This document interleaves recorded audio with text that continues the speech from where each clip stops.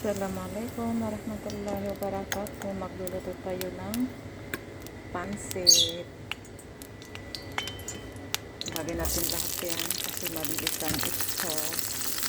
Discarding OFW mga guys.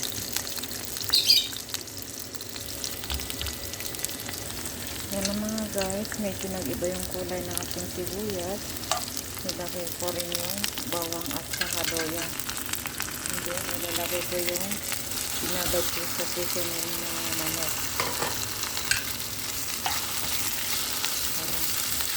Sinabay ko yung burger pero kasi ayoko nang matigas pag kinakain ko.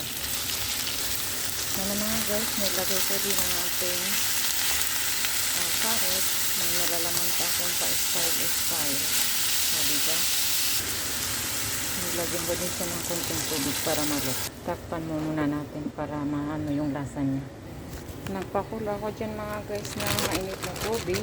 At saka ito ang gagamitin ko kasi yung pasta dapat na gagamitin ko ay puro expired. Kumakain kasi sila ng expired. Dito naman wala akong nakikitang expired dito. Kaya okay lang. Ayan.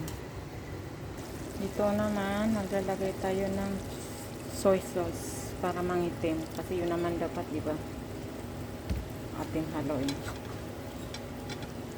Ayan, pinatay ko yung apoy niya. Ang importante kumulo ng mga ilang minuto kasi kailangan do pakuluan yung mga noodles.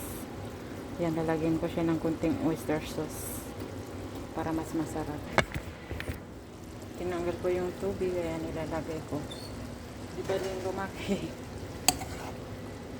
Kailangan do kasi pinapakuluan yung kahit na anong klaseng noodles kasi may mga bacteria yan na nakakapit para mamatay.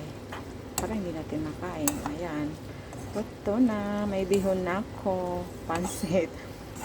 Hanggang dyan na lang po. Bye. Thank you for watching. God bless all everyone. Discarding OFW.